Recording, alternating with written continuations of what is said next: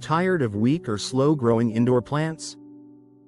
Let's make a simple super soil mix that feeds your plants naturally and keeps them thriving all year long. Start with a high-quality organic potting soil as your base. You want something light and fluffy that drains well but still holds moisture.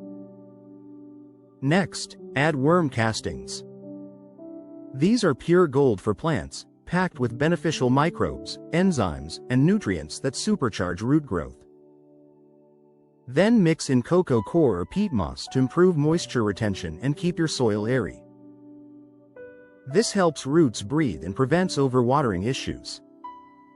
For aeration, add perlite or pumice. These little white stones create pockets of oxygen in the soil, giving your plants stronger, deeper roots. Now, let's add the nutrient boosters. Sprinkle in kelp meal for natural growth hormones and trace minerals. Add bone meal for phosphorus to power root and flower development. Then mix in alfalfa meal for nitrogen and amino acids that promote leafy growth. Don't forget your mineral mix.